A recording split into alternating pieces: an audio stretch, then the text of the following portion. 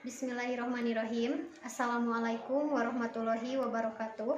Kepada yang terhormat Bapak Ibu dosen penilai ujian kinerja PPG Daljab Batch 2 tahun 2022. Perkenalkan, nama saya Yis Atikah. Saya guru fikih di EMA At-Tarbiyah, sekaligus saya sebagai mahasiswa PPG IAIN Syekh Nurjati Cirebon Batch 2 tahun 2022. Pada hari ini, hari Rabu, tanggal 26 Oktober tahun 2022, saya akan melaksanakan kegiatan praktik mengajar, yaitu sebagai syarat untuk memenuhi ujian kinerja PPG Daljab Batch 2 tahun 2022, yaitu dengan mengambil tema peradilan dalam Islam. Adapun videonya sebagai berikut. Assalamualaikum warahmatullahi wabarakatuh.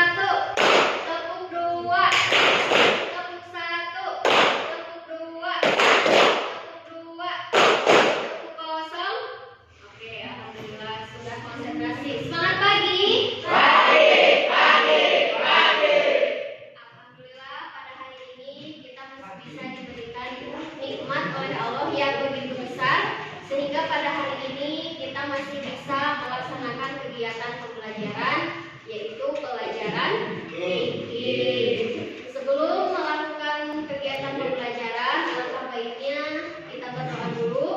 Silakan untuk Farid dipimpin doanya. Belajar sebaiknya kita berdoa dulu. Doa dimulai.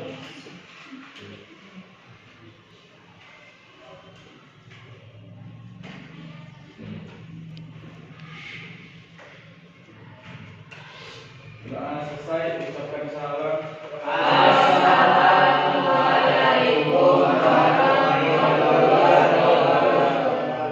Waalaikumsalam warahmatullahi wabarakatuh. Siapa yang tidak hadir hari ini? Aja. Apa aja? Yang satu. Sakit. Apa? Sakit. Rifal.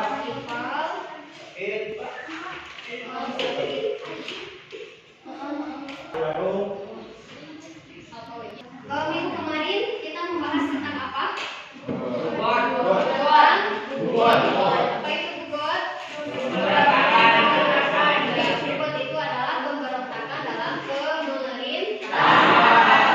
Adapun untuk pertemuan hari ini kita akan memasuki bab baru, yaitu tentang peradilan dalam Islam. Tahu apa itu peradilan?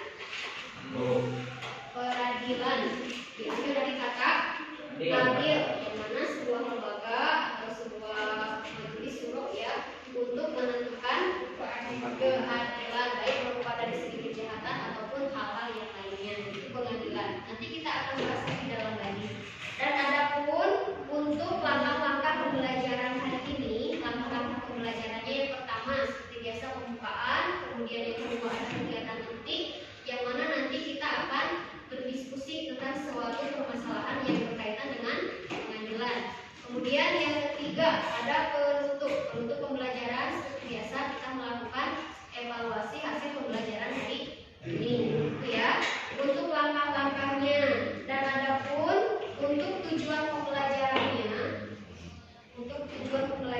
hari ini ialah setelah mengamati gambar, kalian harus mampu menguraikan pengertian dan macam-macam hakim dengan baik dan benar.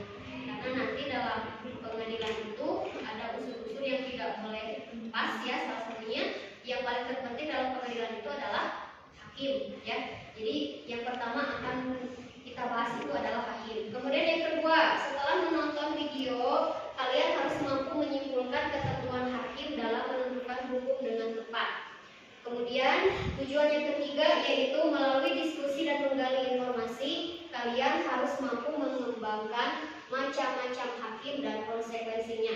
Itu adalah tujuan pembelajarannya. Sebelum ke materi, kita sandingkan dulu materi dengan kehidupan nyata ya. Ya, karena yang akan kita bahas ini adalah tentang peradilan atau sering kita kenalnya pengadilan.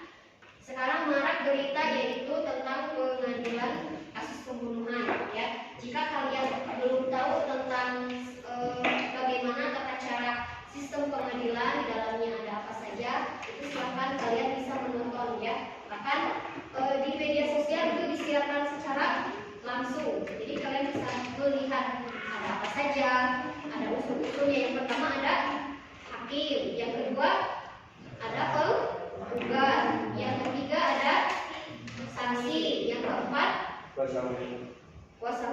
Itu memang ada, tapi tidak termasuk ranah yang wajib ada di pengadilan menurut Islam. Yang terakhir yang harus ada ketika seseorang menjadi saksi, mereka akan disumpah ya. Ketika seseorang untuk dimintai kesaksiannya, kejujurannya, orang tersebut akan disumpah. Nanti kita akan bahas berubah dalam pengadilan itu seperti apa. Kasusnya apa? Kasus pembunuhan ya, kasus pembunuhan Brigadir Yosua yang sampai sekarang itu belum menemukan titik terang siapa yang betul-betul bersalah. Kemudian walaupun memang sudah ditahan, tapi tetap harus kejelasan dari mulai pembunuhannya seperti apa dan hukumannya seperti apa. Karena memang yang terlibat itu tidak hanya satu orang. Sebetulnya nanti kalau sudah masuk ke ranah pengadilan itu akan rumit sekali ya. Jadi akan ada orang yang dipanggil untuk saksi, bahkan bisa jadi saksi juga bisa jadi tersangka, itu tergantung kasusnya. Itu ya. Itu adalah diagnosa awal. Bisa kita kaitkan dengan kegiatan atau dengan kejadian-kejadian nyata di lingkungan kita ya. Untuk memasuki kegiatan inti seperti biasa, silakan duduknya per kelompok untuk melakukan nanti diskusi ya. Kelompoknya sudah disusun, silakan duduk sesuai dengan kelompok masing-masing. Silakan. Kalau sudah, itu akan dibagikan ke KPD. Kelompok 1,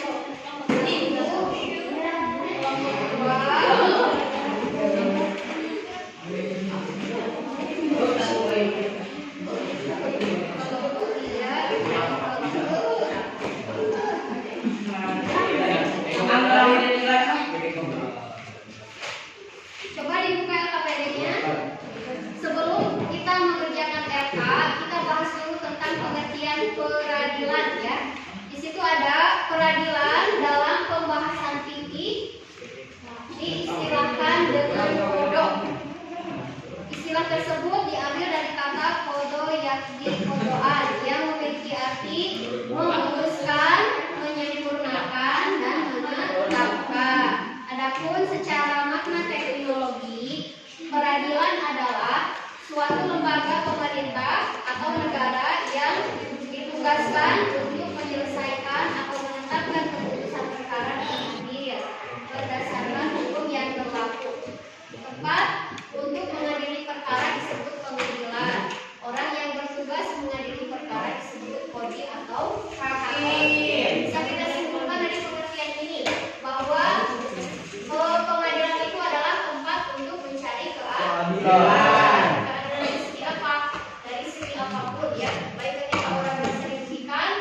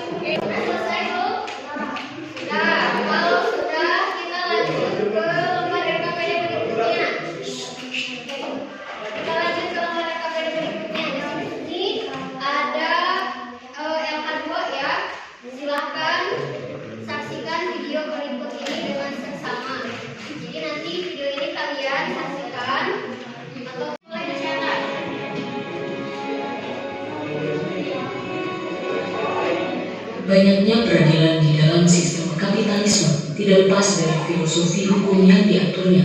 Filosofi sistem hukum kapitalisme ini bersumber dari teori iltizam, teori yang menjadi pijakan sistem hukum Prancis, Jerman, Italia, dan hampir semua negara Eropa.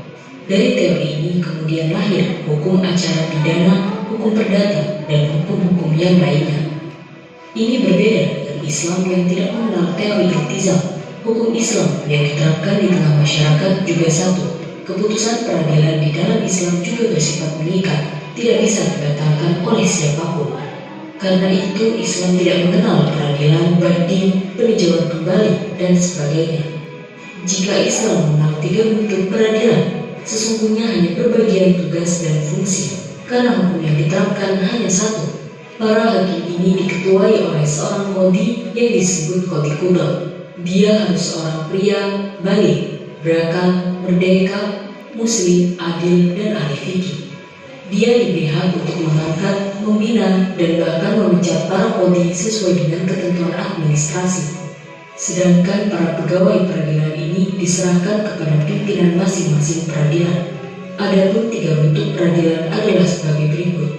Pertama, peradilan khusumat. Peradilan ini dipimpin oleh qadhi khusumat yang menyelesaikan sengketa di tengah masyarakat, baik yang berkaitan dengan muamalah maupun uqubah. Hal yang berkaitan dengan muamalah seperti hutang piutang, jual beli, dan sebagainya. Selain sengketa dalam masalah hak berkaitan dengan muamalah, peradilan khusumat juga menangani masalah uqubat atau sanksi, seperti sanksi bagi pezina, orang yang murtad, penganut aliran sesat, penyebar ide-ide sesat dan menyesatkan, dan sebagainya. Peradilan ini membutuhkan mahkamah atau majelis, karena ia melibatkan 2 pihak, yakni penuntut atau mudda'i dan tertuduh atau mudda'i yang lain. Kita sudah selesai menyaksikan video. Ada banyak beberapa hal yang bisa menjadi ilmu bagi kita ya, terutama dalam hal tentang pengadilan. Nah, yang keduanya, coba lihat di APD. Yang keduanya di sana ada satu permasalahan. Permasalahannya adalah bagaimana jika sistem peradilan Islam ditetapkan di Indonesia secara mutlak. Selain di video tadi, kalian bisa mencari di internet atau tambahan di APD juga ada. Silakan.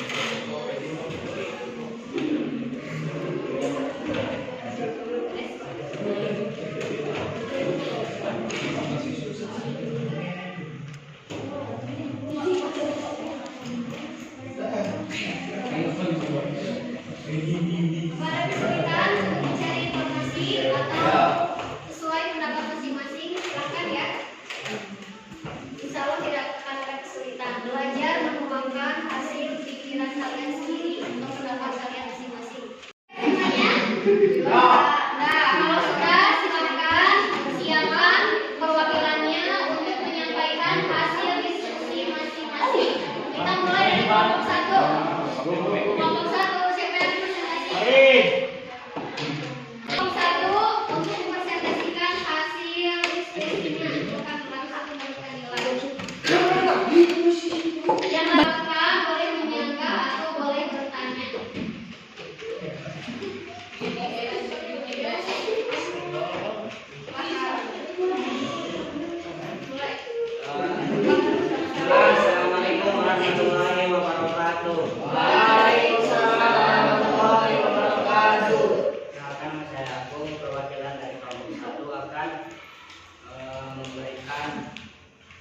jawaban dari pertanyaan apakah hukum Islam bisa diterapkan di Indonesia. Jawabannya menurut saya hukum Islam diterapkan di Indonesia bisa saja, tapi hanya bagi orang-orang yang memeluk agama Islam saja. Tapi jika hukum Islam diterapkan di Indonesia, maka mungkin umat-umat sekarang sudah tidak ada atau sudah mati. Karena apa? Karena hukum Islam itu sangat ketat dan juga banyak sekali yang dilarangnya dalam Islam. Mungkin cukup sekian. Apabila ada yang mau bertanya, Silakan, apa ada yang mau bertanya atau menyanggah? Silakan, kelompok 2 bertanya. Apakah perbedaan menjadi hakim? Pertanyaannya, apakah perempuan boleh menjadi hakim? Menurut saya boleh, karena pada sebagian mazhab menyebutkan juga perempuan boleh menjadi hakim, tapi tidak semua hukum yang boleh dilakukan oleh perempuan. Mungkin cukup sekian. Ada lagi yang bertanya? Cukup, silakan. Assalamualaikum warahmatullahi wabarakatuh. Waalaikumsalam. Silakan, untuk kelompok 2, siapa yang presentasi?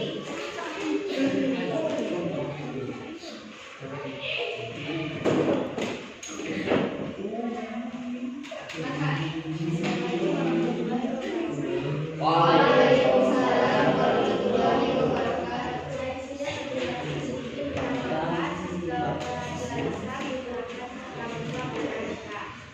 Akan timbul perpecahan dan ketimpangan dikarenakan tidak semua masyarakat Indonesia beragama Islam dan tidak semua orang akan setuju terhadap sistem peradilan dan jika diterapkan secara mutlak itu.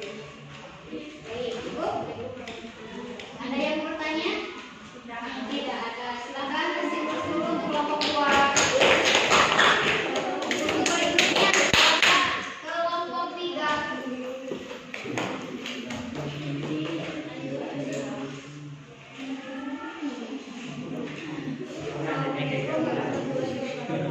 Waalaikumsalam warahmatullahi wabarakatuh.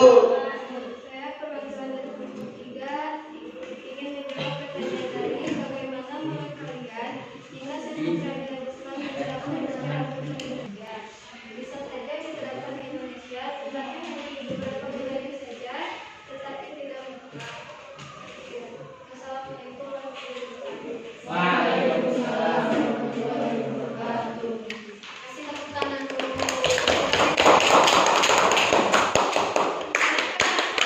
Untuk kelompok terakhir, kelompok 4, siapa yang akan presentasi?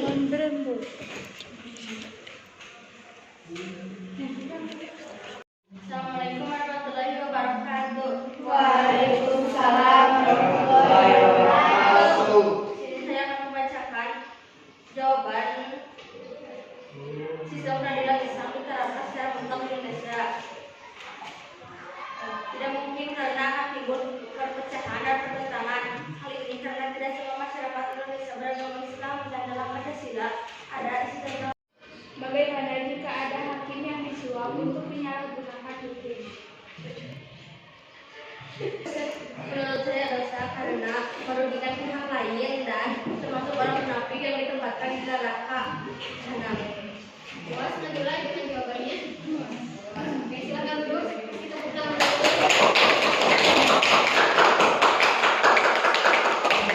Alhamdulillah, semua kelompok sudah presentasi depan ya, menyampaikan hasil diskusi masing-masing. Nah, untuk sekarang kita ambil kesimpulan dari hasil diskusi bersama teman-teman ya. Tadi jawabannya sebetulnya hampir sama ya, jawabannya hampir sama. Ada juga yang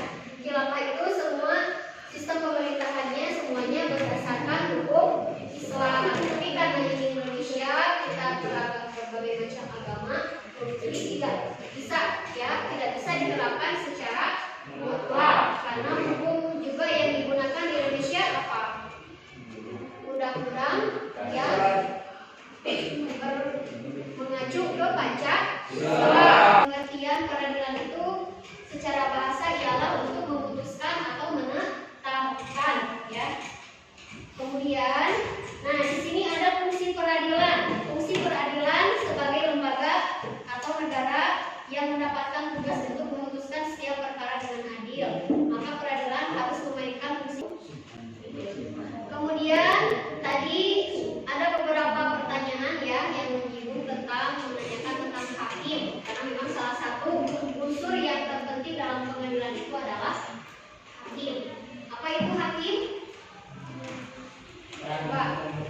Orang yang menentukan hukum dalam pengadilan, orang yang menentukan hukum itu disebutnya hakim. Atau dalam Islam hakim itu disebut qadhi, ya.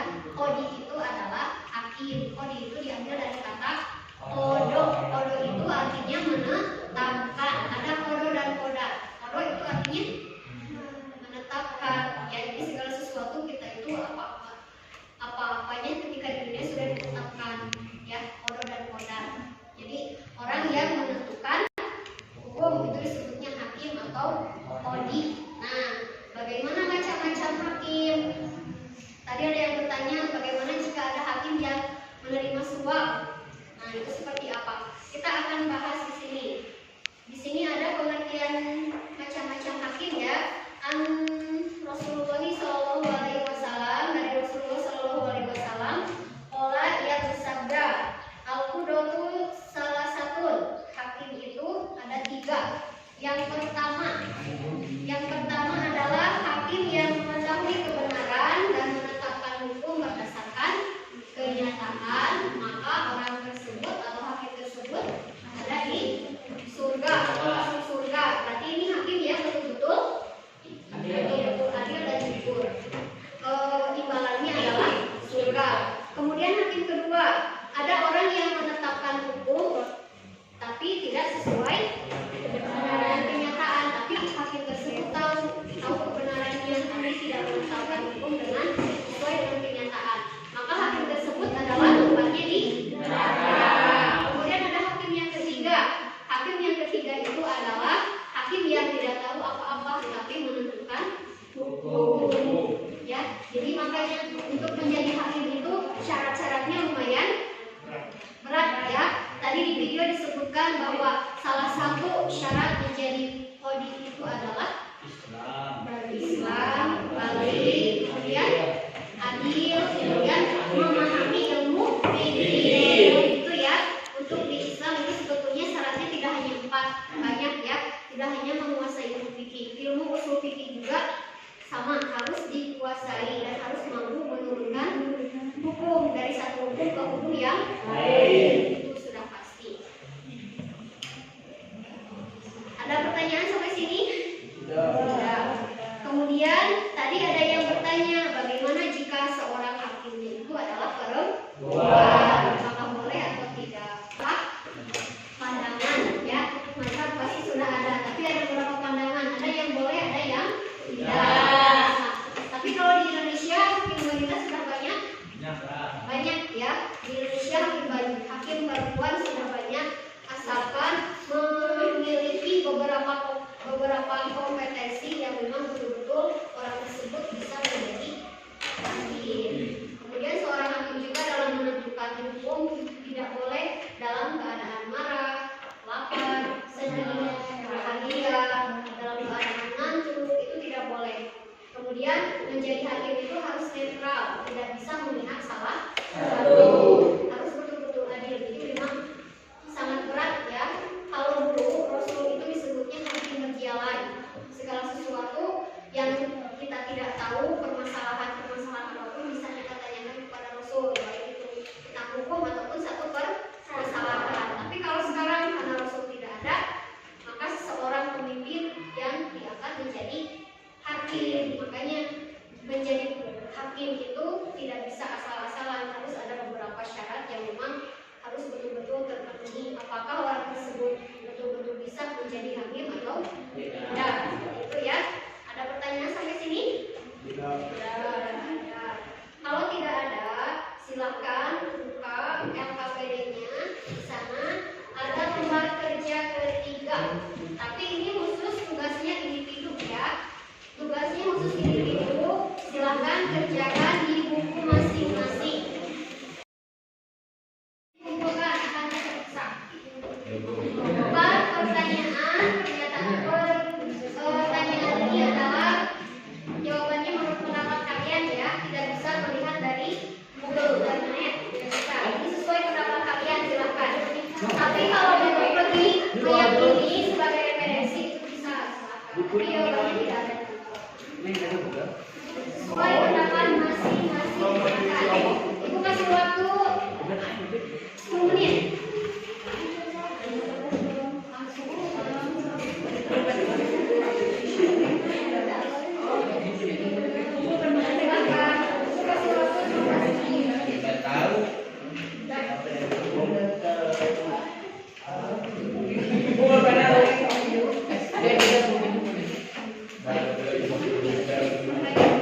Kalau ada kesulitan, boleh sebagai referensi melihat, misalkan soal bersatu membahas tentang apa, silakan cari pengertiannya dulu, baru ketika kita sudah paham, baru mengaplikasikan.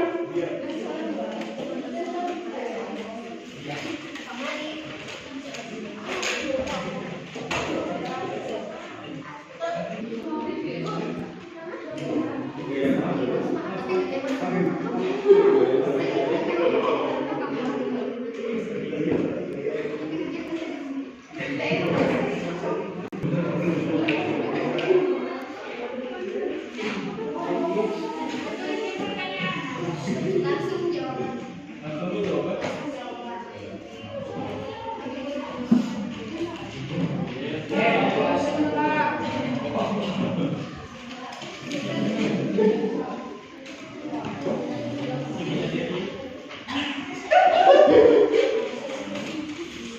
Selesai?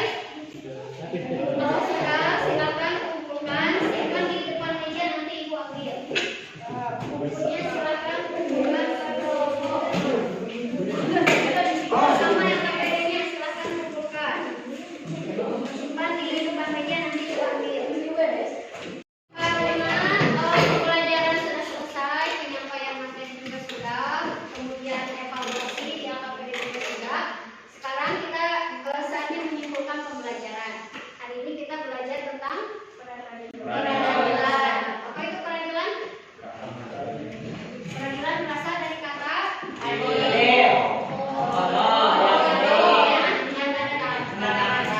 yaitu suatu tempat untuk mencari keadilan. Kemudian apa itu hakim? Hakim itu adalah orang yang menentukan atau menetapkan hukum. Macam-macam hakim ada berapa? Ada 3. Hakim yang ada di surga. Yang seperti apa? Kalian mengetahui kebenaran dan menetapkan hukum dengan sesuai. Kemudian hakim yang kedua. Hakim yang neraka. Hakim seperti apa?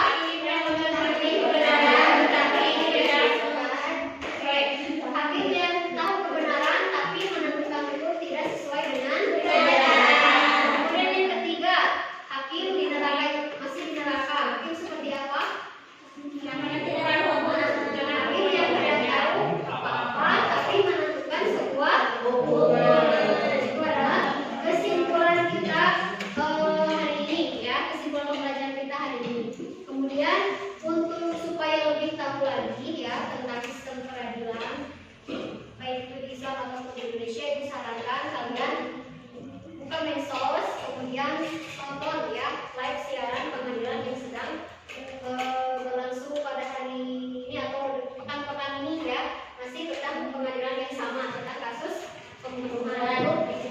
Bentuknya, sistemnya ada yang sama, ada yang berbeda dengan Islam. Tapi itu sebagai pengetahuan kita ya, karena kita di Indonesia, itu silahkan sebagai pengetahuan bisa ditonton. Jangan hanya main game atau nonton TikTok. Pokoknya nonton TikTok juga ada ya.